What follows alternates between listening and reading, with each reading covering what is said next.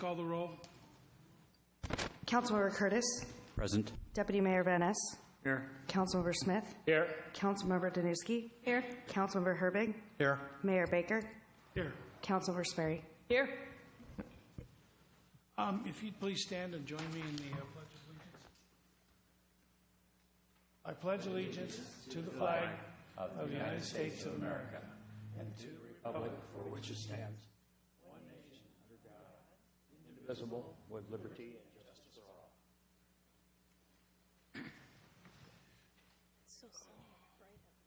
Next item on the agenda is the approval of the agenda. Unless there are no changes, the agenda will stand approved as written. Next item on the agenda is a presentation from King County Metro's Alternative Services staff.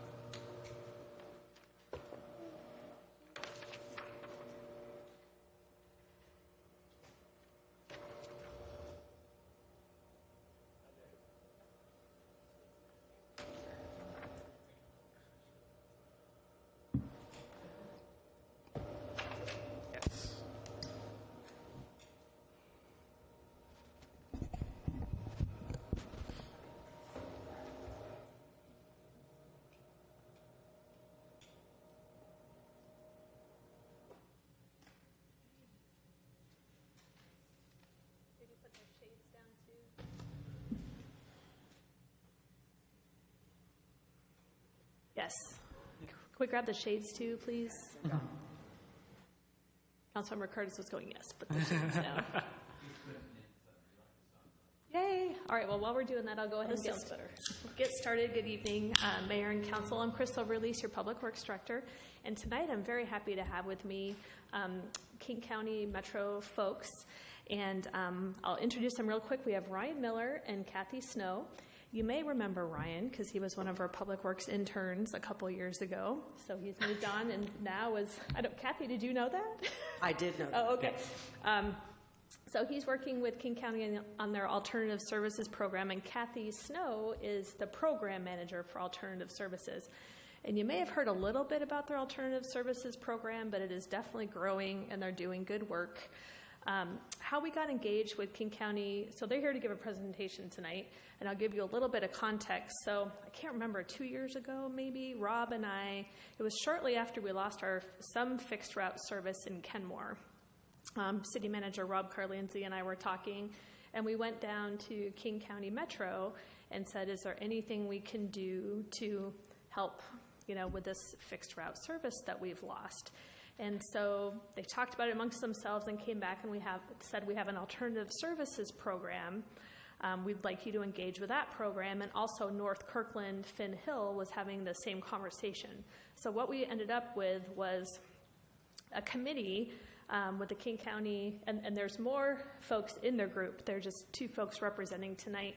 But they came and they created a committee. So it had me and our citizen representative, her name was Nancy Hansen, and I was hoping she would be here tonight, but Nancy lives in South Kenmore, and she attended all of the committee meetings, and so I think we met for about a year, and Ryan and Kathy will give you all the details, but I was really pleased at how they engaged with us, listened to our feedback, Finn Hill's feedback, and we also had a representative from Bastyr at the table, so it was quite a large committee. But we talked over multiple meetings about South Kenmore, transit issues that we face, Bastyr's concerns and needs, and also North Kirkland's. So out of that came a recommendation, and Ryan and Kathy are going to walk you through their ideas tonight. So we're not asking for formal council adoption, but we want you to know what we've been up to and what King County is recommending as far as programs to implement in this service area. And for us, that would be South Kenmore. So if there's any quick questions, I'd be happy to take them, but otherwise I'll turn it over to Ryan and Kathy. Thank you, Chris. As Chris mentioned, I'm the program manager for what we're now calling the Community Connections Program. This is the first presentation we're doing in public with our new program name and logo, so consider yourselves privileged in that regard. And I just wanted to provide some context for the Alternative Services Program so you have that understanding as Ryan goes into the detail on this particular project.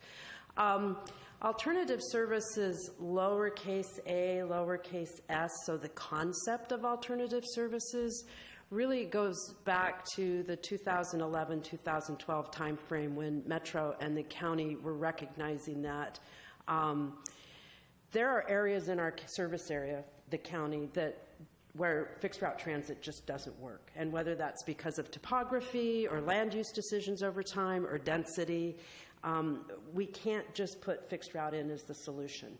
At the same time, there are plenty and a growing number of needs for mobility solutions in the county. And so this sort of concept took hold, and there was a little bit of work done to kind of lay the groundwork. And then with our 2015-16 budget ordinance, the council established a 4-year demonstration program called capital A, capital S Alternative Services, and basically funded both operating and capital funds to make this a formal demonstration program, and gave us some priorities on how to approach demonstrating different kinds of alternative services in different parts of the county that have different kinds of needs. In this last budget cycle, the county approved another $15 million for the next couple of years to continue the work of the program. And I will say also over the next couple of years, we'll be looking at whether and how we make alternative services sort of a formal line of business for Metro Transit. In other words, move out of demonstration mode into operating mode. So that's what's going on at the program level. As I mentioned, when we were initially funded, there were 3 priorities that the council handed us. One was to work on, in some communities, to help mitigate some of those service reductions that Chris referenced. And so the project that we have engaged with both Kirkland and Kenmore around is one of our so-called mitigation projects.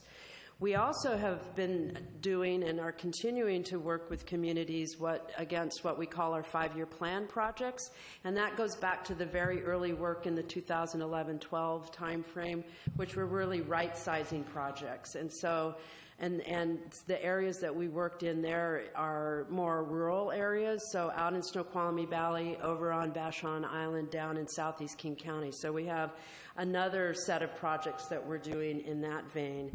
And then starting this year, we have initiated a new batch of pilot projects in communities where we're going to be putting in services that complement fixed route transit, which is a different proposition than mitigating loss or right-sizing transportation services within the community. So as of now, we've got active projects against all 3 of those priorities. So I'll stop there. I'll invite any questions about the program if you have them. Okay. And then turn it over to Ryan. All right, so thanks again for having us. I'm going to run us through what we've done specifically here in Kenmore.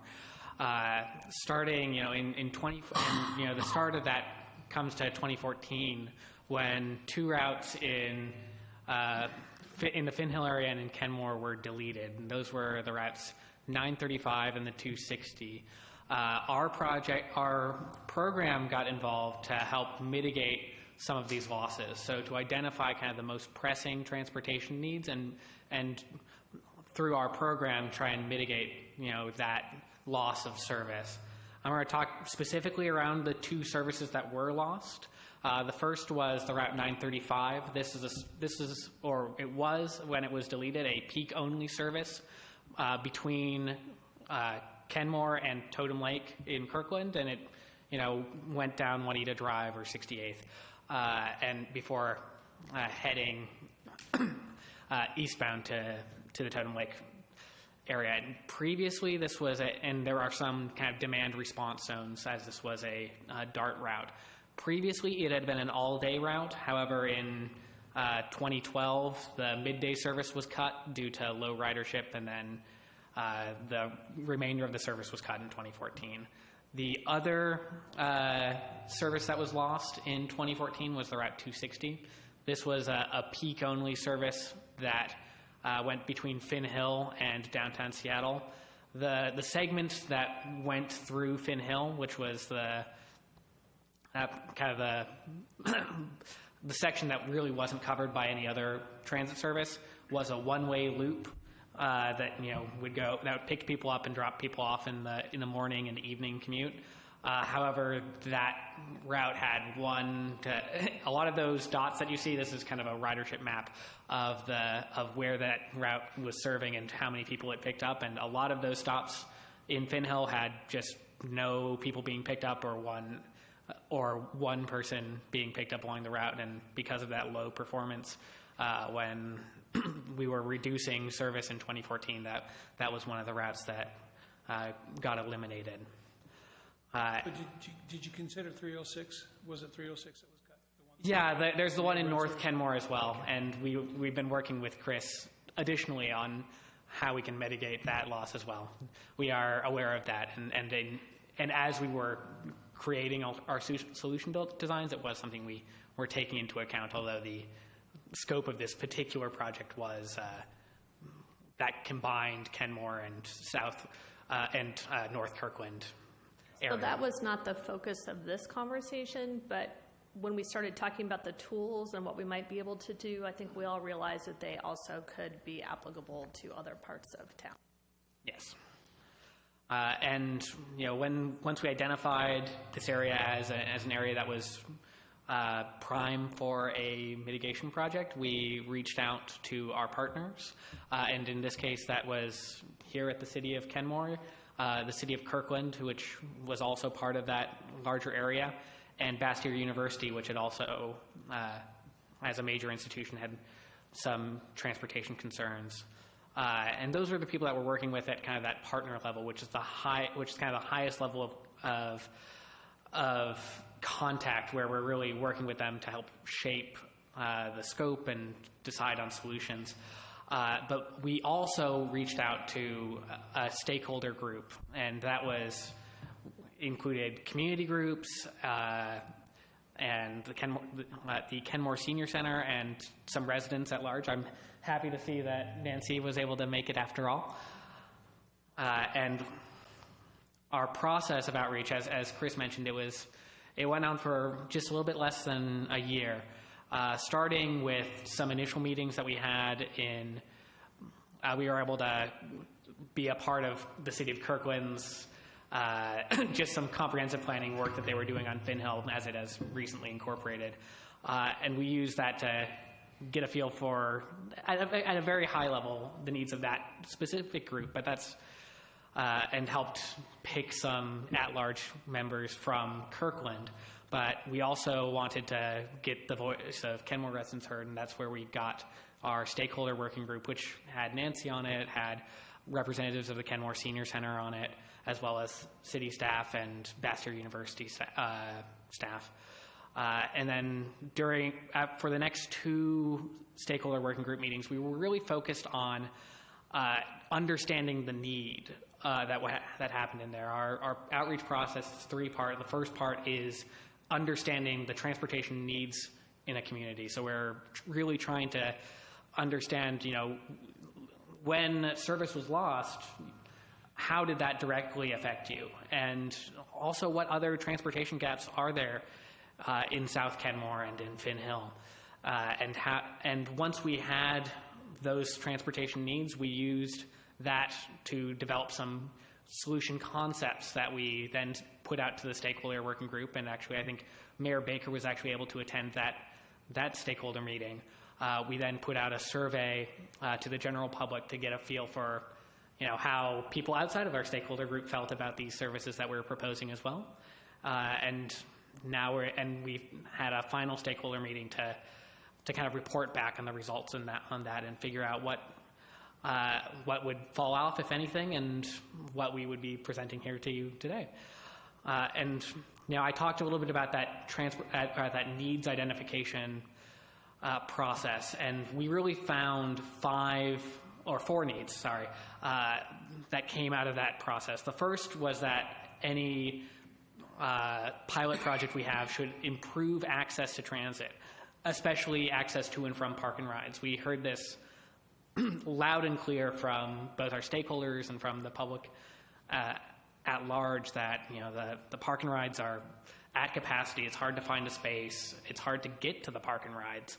The next thing we heard was that a project we do should improve access to destinations in the neighborhoods. And part of that is there's not a lot of fixed route through there. And even where there is fixed route, there are other challenges to accessing that fixed route network with incomplete sidewalk networks or topography that can be a little bit challenging for people to get to. Then we heard that an alternative service should be available when fixed route transit is not. The service that does exist, once you're off the 522 spine, the span of service can be a little bit limited. And then we also heard from the community that congestion in the area, especially around schools, is a major issue and can kind of impede mobility for everyone. Understanding that need, we came up with a few solutions. I'm going to go through those in just a moment, but once we had those solutions, we put out a survey on them, and we got about 520 responses. A lot of those people were transit users, which makes sense given that we were mitigating a loss of transit service. But other than that, it really well matched the demographics of the area, and this wouldn't have been possible without the strong partnership that we had with the City of Kenmore and Bastyr University and our other partners who we rely on when we do outreach like this. And it really comes through when we looked at how people heard about the survey. It was about half of our respondents heard about it through some channel that the city or our partners were promoting, whether it was through their school or through Facebook, which I know Chris we worked with you to put out Facebook stuff, and we worked with our kind of the neighborhood groups that we were working with as well to promote through their channels, and got a really strong response that way, which really speaks to the community engagement and work that our partners put in for us. And only about a third of people heard about things through our means, which is great. We love seeing that community engagement. Now, the three services that we proposed and got interest from people, the first really spoke to that highest priority need that we were seeing in our survey and in kind of the nature of our mitigation, which was our trip pool service. Now trip pool is a first mile connection for people, so it's how people can connect to those park and rides, and it provides a real-time ride-sharing service using Metro commuter vans and guaranteed parking at a park and ride. So basically the way that this service would work is we have a volunteer driver who agrees to drive to the park and ride a certain number of times per week. And then when they wake up in the morning, they open an app called iCarpool, and they say, hey, I'm going to be leaving for the park and ride at this time. Who needs a ride? And as other people are waking up in the morning, they can say, oh, hey, I need a ride in this van. And at the appointed time, the volunteer driver leaves, picks up people along their way who have requested rides, and then is able to park at a guaranteed spot at either the Kenmore Park and Ride or Brickyard Park and Ride. Or, sorry, Kingsgate Park and Ride, not Brickyard Park and Ride yet. And we got a strong response from the community and enthusiasm from our stakeholders, which has us want to pursue kind of trip pool as our first priority. And to be clear, this isn't just for as Chris had mentioned, this isn't just a service that is going to be restricted to South Kenmore. We were hearing across Kenmore that accessing the park and ride is a challenge, and we know that the Kenmore Park and Ride is a very highly utilized park and ride with I think the most recent utilization rate was like 99% by 9 a.m., which is, one of our highest utilization rates in the county. And so having that guaranteed parking space is a big draw for people. And by having more people in a van use these spaces, we're able to, make a more efficient use of that scarce resource that, is one of those ways that we can get more people through a park and ride without necessarily needing to go through the large process of enlarging a park and ride. In terms of what implementing this project is going to look like, the good news here is that it's largely on the shoulders of King County Metro. We're going to fully fund, run, and administer the program. We're lucky in this context that the Kenmore Park and Ride is on King County-owned land, so we are able to, through our own through Metro channels, allocate the spaces on a demand basis to allow this program to get up and running. And what we'll be doing in partnership with the city is working closely with the cities of Kenmore and Kirkland to identify areas where we should be focusing our marketing efforts and how we should promote this service and coordinate on that kind of marketing message. Any questions about the trip pool program before I move on to our next? Yes, Lori, or Councilmember Sperry, sorry. That's okay. I actually can't remember your first name. Ryan. Ryan. Thank you, Ryan. So scale. Tell me a little bit more about this in terms of if you have somebody that has a van, and I'm assuming it's like 10 or 12 people can be in this van. I mean, you think of like a bus where you're making multiple trips, but the way I'm hearing this explained, Ryan, that it's just one person is sort of taking 11 more with them, which kind of, you'd have to get up early to get all those people, I think, so anyway. But, just, I'm just wondering of the scale of this, how this is going to, how many people would actually be helped, I guess, is where I'm coming from. Well, I mean, with any service like this, demand has to get built up over time. When we're talking about accessing transit, this is getting people to where there is frequent transit, which is, along the 522 corridor in the case of the Kenmore Park and Ride, or along the 405 corridor in the case of Kingsgate Park and Ride. And from there, once people are at that park and ride, they're able to, access a wide variety of transit that's going. No, I get that, and I get the idea of trying to maximize the Kenmore Park and Ride spots. Yeah. I mean, I get that. So, I'm just having a hard time seeing how, what would be the limit? Would it be, there'd be 4 vans, and once you got the 40 people there, that's it? I mean, it feels kind of like there's a small number here, so I think the important thing to think about when we are looking at a program like this is, as more people use it, because we own the park and ride, we are able to allocate spaces as needed. And every time we get a van with 5 people in it, if we're taking 5 people out of their personal cars, that's 5 more people who can drive to the park and ride. So we basically double that parking capacity without needing to go through a capital process. Yes, Councilmember Curtis. I have a related question. Both of my children did van pools at certain times in their life with about 3 to 4 at most stops. And they have to get going pretty early, and everybody has to be really organized to stay on track. I can't imagine a van pool where they have to pick up 11 other people. Well, I want to be clear around the size of the vehicles here. The trip pool vehicle is smaller, generally around 6 passengers, because it is operating on an on-demand basis. Okay, got it. That so makes it's not sense to me. It's not the van pool, the largest van pool vehicles, which are the 15-passenger vans. It's a smaller passenger-sized vehicle to begin with. Because that was my question. How can you get 2 little guys for 1 big guy, and they would actually be more reasonable to actually pick up and get there on time? Yeah. Thank you. Councilor Danuski.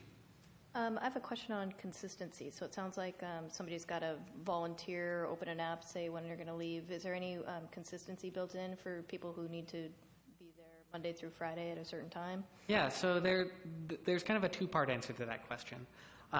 The first part is that there is a program that is focused on the people who are making consistent trips. The people who want to get to and from transit every day already do have a program that exists for that very purpose, and that's called our van share program. And we're just and as part of any community connections project that we do, we promote all of our other existing King County Metro services, including van share, that are going to focus on the people who need to get to and from a park and ride every single day and want to have that consistency of a group that or that want to have that consistency. The trip pool program, so that's part one. Part two is the trip pool program is designed for the people who have a little bit more of a flexible schedule and maybe can't commit to every single day needing a ride down to the park and ride. And so this gives them a little bit more of a dynamic option. So we're not just promoting trip pool as an option, but we'll also be allowing the van share program, which already exists, to we'll be promoting that as well. That sounds good. And then is there a minimum amount that somebody would have to be driving? Otherwise, you'd end up having a whole bunch of vans parked and nobody driving them. So just to add on to Ryan's comment, there's also quite a bit of difference in cost. Van share, like with van pool, you're committing to be part of that group 5 days a week, and you share the cost of the van. And so in the trip pool program, it's you pay as you go, as you use the service. So I just wanted to add that into the description there. Do you want to take this next question? Yeah, can you refresh me on what the question was? I'm sorry. So if somebody volunteers to be a driver, is there like a minimum amount that they need to be driving? Yeah, so you don't have a van parked at their house and nobody driving that's correct. When we're setting these, we generally want people who are willing to commit. While there's not a formal policy, as this is kind of a brand new program, in the areas where we've piloted this before, we've deliberately picked drivers who are able to commit to going at least 4 or 5 times a week. Thank you.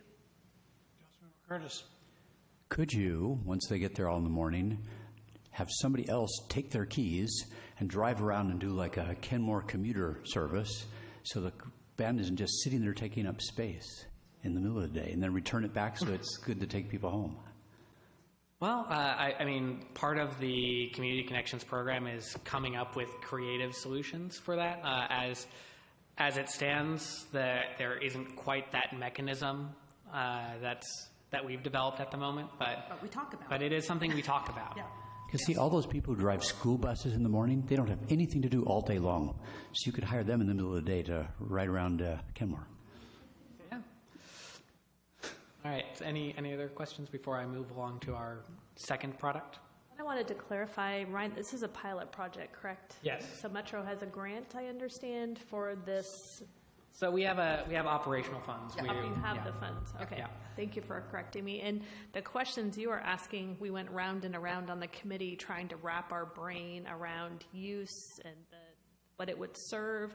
And where I was struggling was, where does this service kind of connect with? I mean, if I was using this, I might end up picking up the same 4 people every day. So at one point, do you not need the app to pick up people as you go versus you just know every day 5 people are going to hop in a van and you're going to be at the park and ride and have some consistency. So we talked about that as a committee, and I think Ryan and his team kind of have ideas for how we can meet different teams of people's needs, because this trip pool, as it's designed, is app-based and fluid. So I think what they were telling us is they know that there's a spectrum of things they can do as this program develops, and they can make changes as they need to. Exactly. As Chris mentioned, these programs are dynamic, and one of the nice things about our Community Connections program is through the 2-year demonstration project, we're able to adapt programs to kind of fit needs as they arise. And specifically to that example, the trip pool program might end up seeding a van share program where people do want that consistency of every single day I'm taking one van with one set of people and not having to worry about any degree of uncertainty.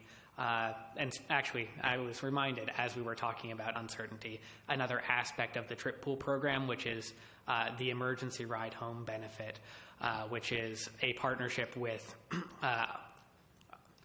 ride-hailing companies, so that if you took a trip pool in the morning and you aren't able to get on the return trip, or something comes up and you need to get home earlier, you are able to request up to 8 rides or some number of rides. I think we need to figure out the exact number, but you are able to take a Uber or a Lyft or a taxi home, so you don't have to worry about being stranded at the park and ride for that return trip. And Ryan, this program is active on Mercer Island? That's correct. And where else? We're currently looking, the only place it is currently active is Mercer Island. It is also in the process of getting implemented in Auburn. And soon in Bothell and Woodinville as well. Yeah. All right, so the next product that kind of came through our second order of priority is the school pool program. We heard a lot about school congestion, and the way that school pool works is it's a ride matching program that connects the parents of children who are all attending the same school and want to carpool, walk, or bike together through a closed version of our Rideshare Online platform. And you were able to distribute incentives and have other kinds of ways of making sure that this matching is incentivized and friendly to the community. And another aspect of it that is built into the program is integrating with the curriculum of the school districts. There are modules and such that are designed into that program. And the need there is very clear around school congestion. The program is just for the children and parents of school-age children to focus on those school trips, not necessarily just to and from school, but also to and from after-school activities. In terms of the way that this program would work, is Metro will provide the funding for a consultant to administer the program, and including incentives and getting the program up and running. But we'll be relying on Kenmore's existing relationship with the North Shore School District to find the schools that we want to pilot this at, and really be that point of touch between the consultant and the school district. Any questions about this? I know this one's a little bit more focused. I know you're doing this in Redmond. Yes, that's correct. It's a great success. And where else have you? So currently, the program is growing quite a bit. I know City of Redmond was the first place we piloted this, and it has been very successful in encouraging carpooling and reducing school congestion. We also are working with the Bellevue School District and the Issaquah School District on a program, as well as some private schools in the area, though I don't know those ones off the top of my head. And you clarified to me when I asked the question, this is for parents, this is not for students. So this could not be used by high school students? And I forget the reason why. Can you remind me? I think that part of the terms of use for the software is, you need to be an adult to create an account. I don't have off the top of my head the specific policy reason for that, though I can figure it out and get back to you. So it doesn't mean we can't work with students directly in different ways, but they just may not have access to this specific school pool tool. Yeah, and it's one of those things where they may be able to work with their parents to have an account that they can set up and make it as easy as possible. And we do work with the schools to engage kids in the program. It's not just only focused at parents. We're engaged, again, as I said, we engage the children through through curriculum and through interclassroom competitions and that kind of stuff, that to make it fun and accessible for everyone, and not just a tool that's only focused on making parents' lives easier, although it obviously does that.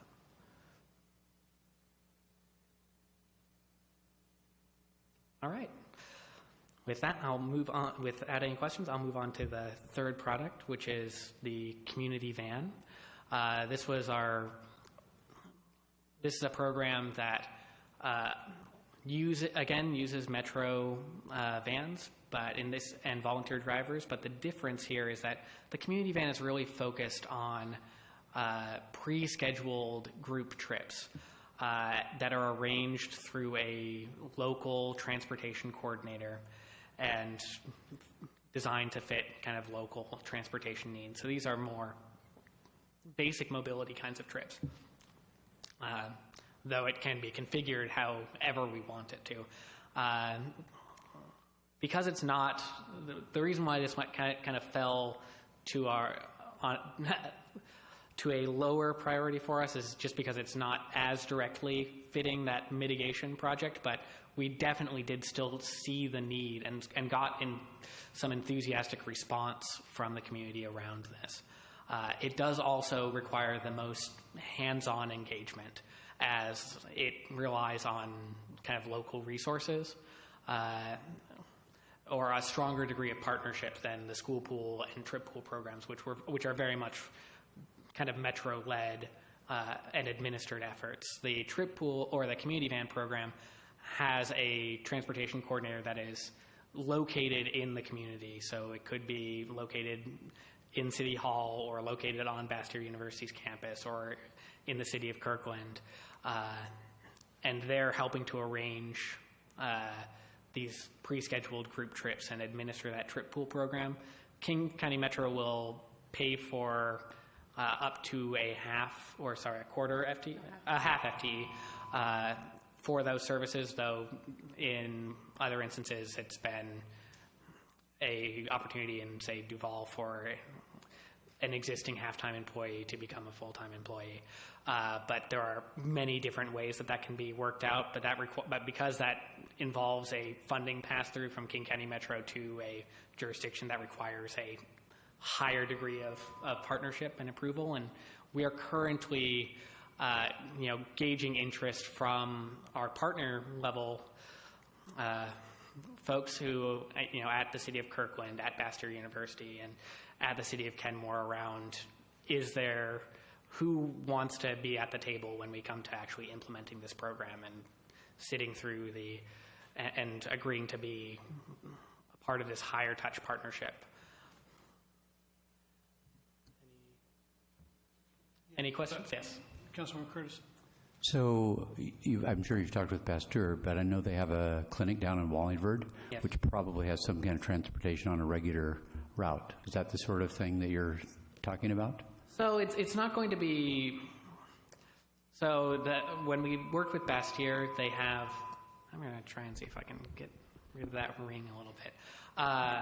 Bastyr University I think I've made it worse. Bastyr University has their own shuttle service that they run between those two campuses.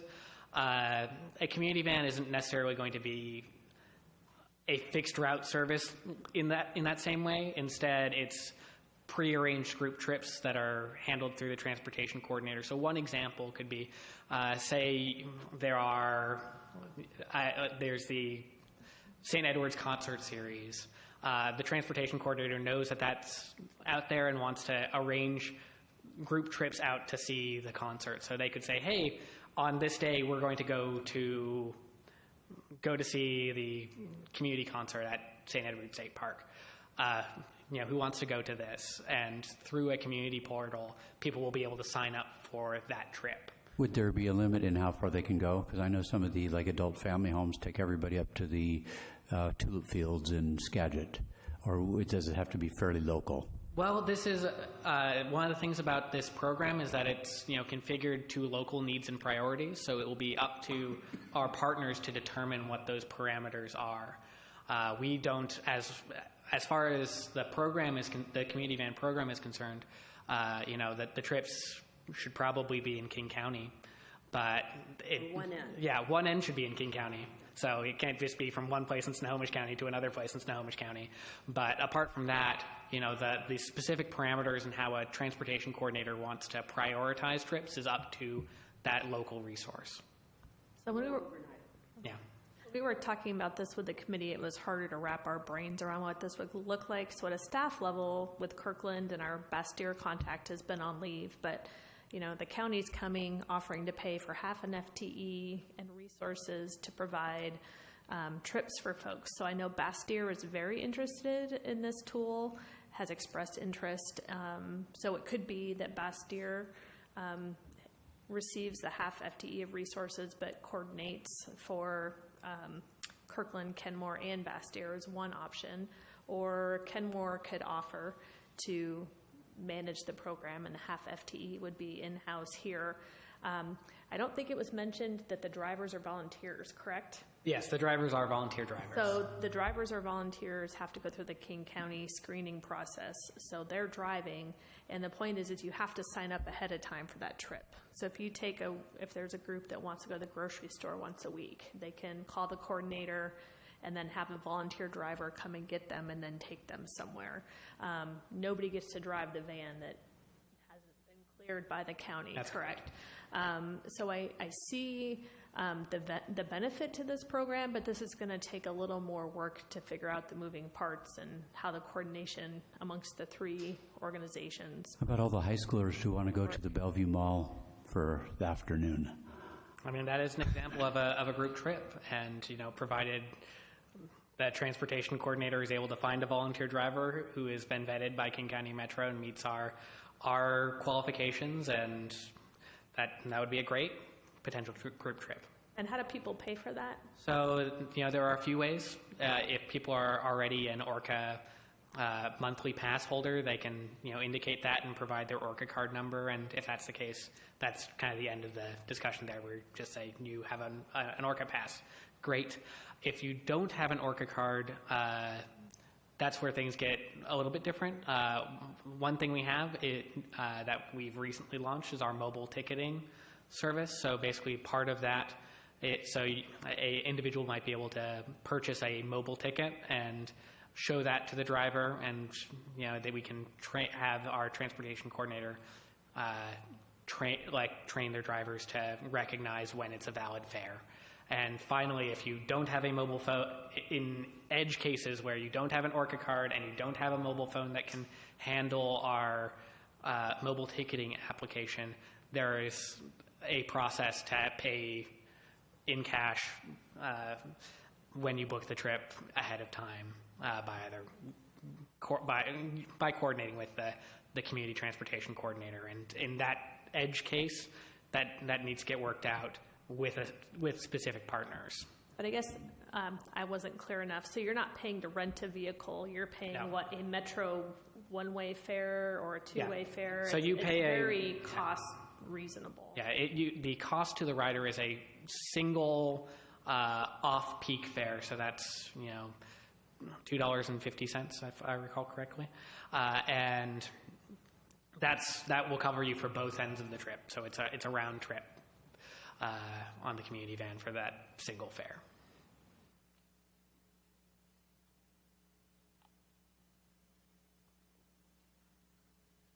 Okay, keep going. All right, and those are the three things that we surveyed, and based on our interest from the community, we want to move forward with all three of them. As we mentioned, some of them are kind of higher priority based on our ability to get them on the ground faster and being quickest to implement, and that's the case with the trip pool and school pool programs. And as we mentioned with community van, we definitely saw strong interest for it, but there are more moving parts that need to be figured out before we can fully implement that or move to implement that kind of program. And with that, that's the end of my formal presentation, but I also, if there are any more questions, I'm happy to take them. I also have my contact information here that if you come up with it, if you have any more questions, I'd be happy to respond to them then as well. I'd like to add a few, just in summary. So We were happy that we had some proposed tools come out of our conversations. Metro said you're not getting your fixed service back as it was before. I did want to mention that the Metro long-range plan has been adopted, and now they're in implementation. Debbie Bent and I will continue to work with Metro on long-range service and community, connectivity. So we still have those conversations with King County Metro, but in the short term, I'm happy that these 3 tools can be rolled out in Kenmore, largely at Metro's cost. The first 2 programs, as Ryan said, would rely on Kenmore to help get the word out, but I think what we want to do is not focus on those programs only. It would be an opportunity to partner with Metro and talk about all the services that Metro provides, the van pool and things that have been around even longer. But it's additional service for our community. It's additional resources coming back to our community, and I don't think it has to be limited to just South Kenmore, which is where the conversation started, but I think these tools, as Ryan said, could also be used citywide. Any other questions?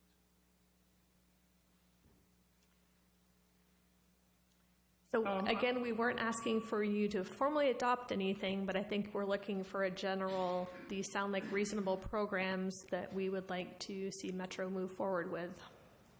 Yeah, I mean, I think I'm seeing nodding of heads here that people are at least seem like reasonable programs that we want to move forward with.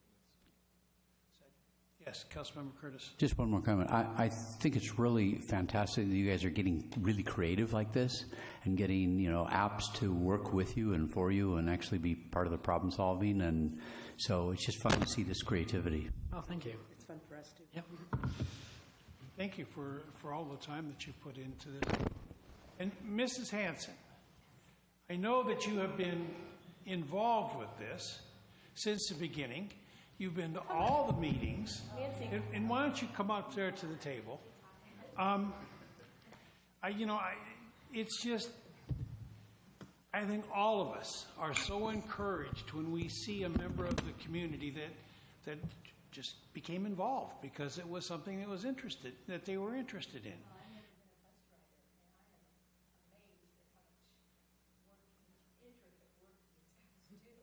It is pretty amazing, isn't it? So we really, really want to thank you for your participation in this event. You did much better than I did. I was supposed to also be on this committee, but I had about 5 other things going on, but in our appreciation, I want to present you with a certificate for your volunteering as a citizen representative on this King County Metro Transit Alternative Services Committee. No, let me come around. Oh, no. So anyway, thank you very, very much for your participation. We truly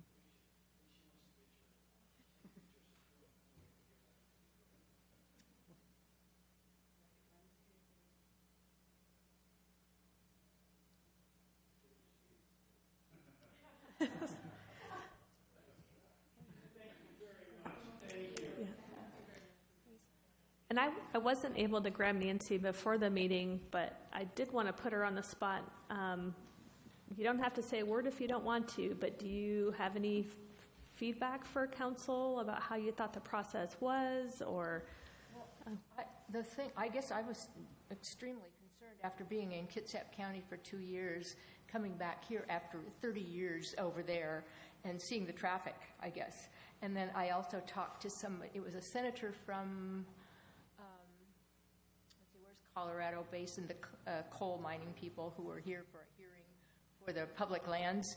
And he said, you have no right to complain with the traffic here, let us do our coal mining. And they knew that they would have to shut these down, but then you become guilty with all this traffic. And I feel that we have some responsibilities to do more than we're doing with the whole problem of so many cars on the road. And I guess I would say that the city could do everything that you can to encourage more bus ridership and get the people out there knowing that the services are there if they ask for them and realize that they can use them. Very good.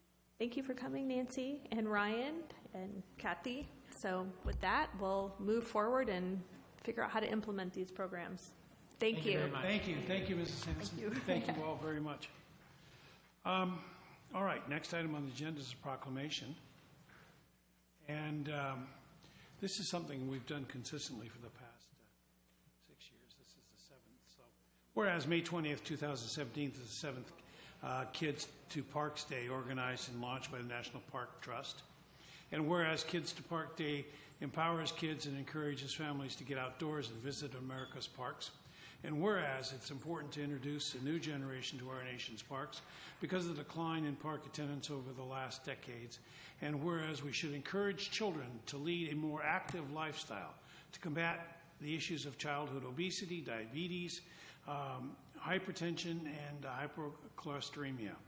And whereas Kids to Parks Day is open to all children and adults across the country and to encourage a large and diverse group of participants. And whereas Kids to Parks Day will broaden children's appreciation for nature and the outdoors. And now, therefore, I, David Baker, Mayor City of Kenmore, on behalf of the Kenmore City Council, am pleased to proclaim May 20th, 2017 as Kids to Parks Day and encourage all residents of the City of Kenmore to make time on May 20th, 2017 to take their children in their lives to a neighborhood, state, or national park. So, get out and go to the parks. Next item on the agenda then is citizen comments. This is an opportunity for you to express your views that are important to you in the community. We ask that you please limit your comments to 3 minutes. Mayor, nobody has signed up. Nobody has signed up. Is anybody wishing to be heard? Anybody out there in the audience wishing to be heard? Seeing nobody coming forward, I will declare the citizen comments closed. And the next item on the agenda is the consent agenda. Is there a motion to approve? So moved. And Second. Moved and seconded. Councilmember Danuski, Yes. was that a second I heard? Yes. All right. If there's no further discussion, all those in favor say aye. Aye. Opposed? The consent agenda stands approved unanimously. Next item on the agenda is business agenda. King County Planning Policies. Ms. Bent, Community Director, Community Development Director.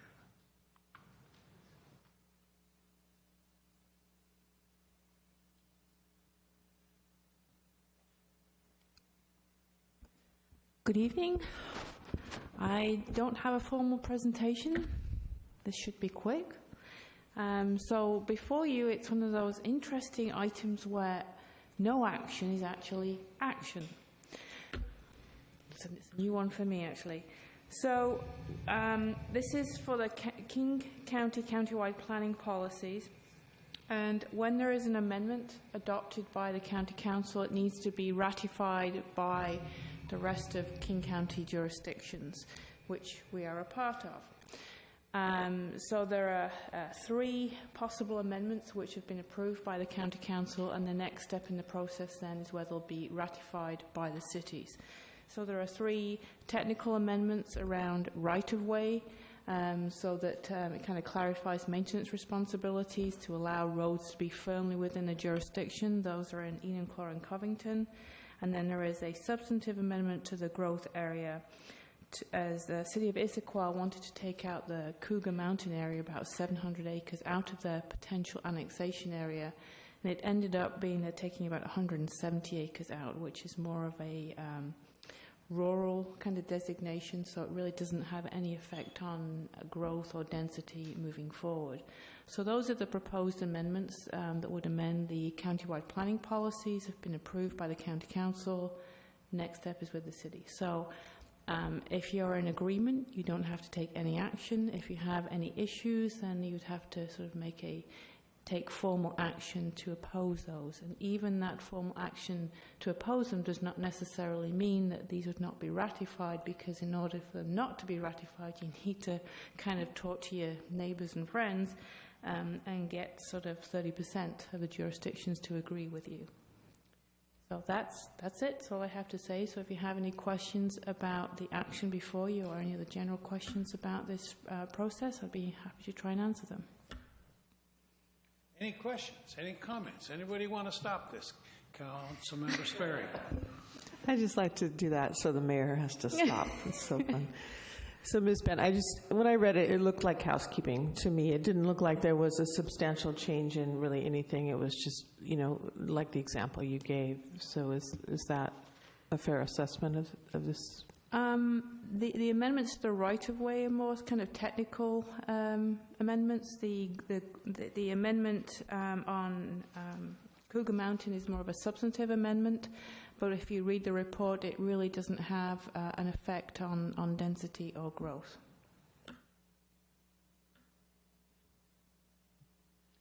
Someday, 30% of the cities are going to rise up. I make a motion we do nothing. And I'll second that. So, no, right. So we don't have to vote on doing nothing. We can just do nothing. That's right. Pardon? No, we voted to do nothing, so we'll do nothing. I think you should withdraw your motion. You should no vote. You should withdraw the motion on the table then. I don't know. Can we do that? Was there a motion? I didn't hear. In a second. Is that the same as a no vote? I have no idea. You're getting too technical for me. I would basically say that no action is fine. If you technically have to withdraw the motion, that's more a question for the city clerk. The city attorney can jump in if you like, but I think you have a motion on the table. So if we do nothing, that sort of lives up to what we said to do nothing, so we can do nothing. If we were to follow parliamentary rules, then because there was a motion and a second, you would have to have a vote on it. Do nothing? You would have to have a vote on the motion. Oh, okay. Unless the maker of the motion wishes to withdraw the motion. Do nothing. The maker's going to... I'd like to make a comment that this had the potential to be a very brief subject. It did have. That was my intent. Don't put the motion on the table. Mayor, I think you should vote on the motion. You want to withdraw it? Or the first and second should agree to withdraw. Well, I certainly agree to withdraw. I'm fine with that, too. Point of order. We could have just eliminated it from the agenda at the beginning. Well, we could have. Yeah, we could go back to the beginning and just eliminate this from the agenda, and then we don't have to do it. Okay. Yes, it is. Well, We haven't had one of these for a long that. time. All right. So, Mrs. Bent, thank you very much. Staff report. Good evening, Council. We will be having the one-on-one meetings this week. I think our office has been in touch with you about scheduling. And Reign of Terror is back. My reign of terror is back for this week and this week only.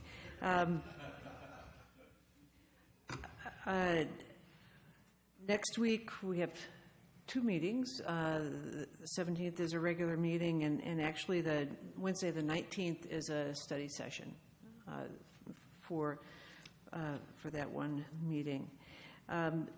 Thank you to Mayor Baker and Councilmember Herbig, Councilmember Smith for attending the business open house last week. It was a really good turnout. A lot of new businesses, just like always, that are new faces to me, and so thank you for taking the time to be there. Rob will be back next Monday in the office. All right. Comments, reports, initiatives. Councilmember Smith. I'm getting way too much in the habit. I have nothing to add. Thank you. Councilmember Sperry. Councilmember Curtis. So I did have a question then on the agenda for next week. So on the 19th, I have a potential Widener presentation. Is that happening at 6:30? Yes. Correct. Okay. That's sort of a special meeting. Councilmember Herbig. Nothing to add. Councilmember Danuski. Nothing, Dad? Deputy Mayor. I have nothing. You can talk about the awful thing? Okay. So I sent out an email, I think it was Saturday night, on 405 rapid transit letters from Bothell that they want us to sign on to, and a number of cities signing on to. If you've had a chance to look at them, that's great. If you got questions on them, that's great. I'll try to answer them, or Mrs. Overlease can also jump in. We were at that meeting.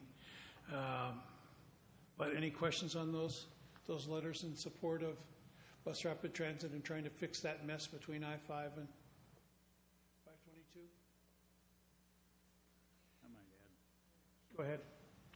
The initial meeting was a month or so ago, and I attended that one. The mayor wasn't available to do that.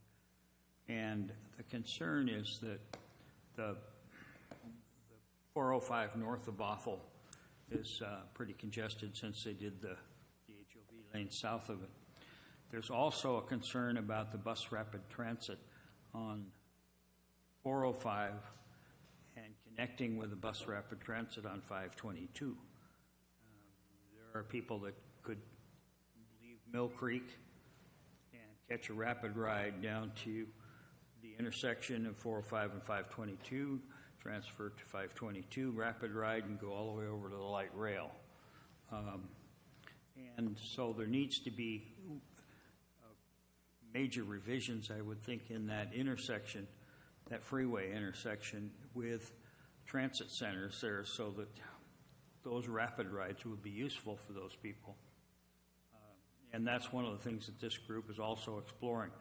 These particular letters are more in terms of more aimed at the additional lanes. And the Bellevue people weren't going to sign on to it unless the additional lane was an HOV lane. And what finally wound up in the letter? Just increased. What was the word, Chris? It wasn't capacity. It was something.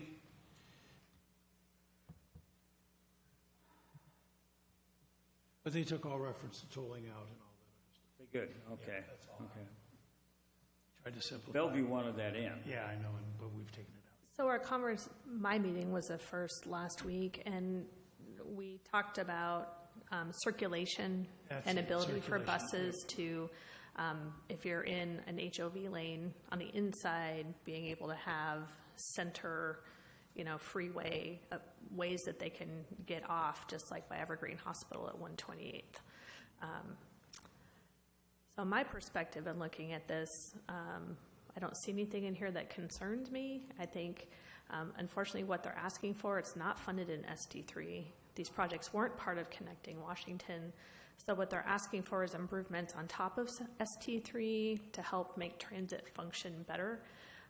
I regularly go through I-405 and the Canyon Park to get on and off. And I firmly believe that with the toll lanes, we have kind of pushed that bubble of congestion further north because you lose that one lane. There is a 405 master plan, as I understand it, and what they're wanting to see is some of those projects moved up. They are encouraging these agencies, Sound Transit's one, WashDOT's the other, to apply for Tiger funding. That's that large dollar value grants that the federal government has, like it's been used on the Mercer corridor in Seattle. So they're trying to articulate, their concern and that they want the master plan projects to happen as soon as possible. Is my understanding. Yeah, Councilor Herbert. Aren't Tiger grants kind of going away under the current administration? Or I at have least no isn't that- idea. Okay. But Nobody does, so they just threw that word in there. But their letter references Tiger grants. Okay. So if there's no objections, we'll sign on as a city to that letter.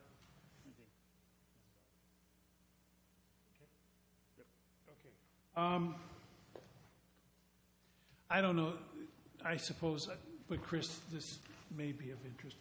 There is from the seniors, the monthly meeting I have with the seniors, and there is a concern with the amount of moss that is on that new roof. Something could be done to get rid of it, and the building the paint is pretty bad. So I'm just passing that along from the seniors as far as maintenance issues. 5 boats have been stolen from Squires Landing Park in the past week and a half. So there was a kayak almost 2 weeks ago. Then there was 3 double kayaks, more taken. 1 was taken, 2 were taken in the middle of the night. 1 was taken about 7 o'clock in the morning. And then here just this past week, another one was taken just a few minutes before 7. We do have the perpetrators on video, so that's been turned over to the police, and we'll just wait and see what's going on. So anyway, also Evelyn LeBourne, we gave her a proclamation last year because she turned 100 end of summer, first of fall, and we're going to give her another one this year because she's been now married 75 years in May. So I think it's a small thing to do for somebody who has gone that long. So When does she turn 101? well, that's later in the summer. Oh. Do that too? No. Another proclamation. There has not been a request for that. There was a request for the 100 and for the 75 years. That's a couple of milestones. Pretty significant. So Monday, May 17th, we got a regular council meeting. The 19th, we got a special meeting with Dean Widener. And then again on 24th. And other than that, if there's nothing else to come before us, we're done.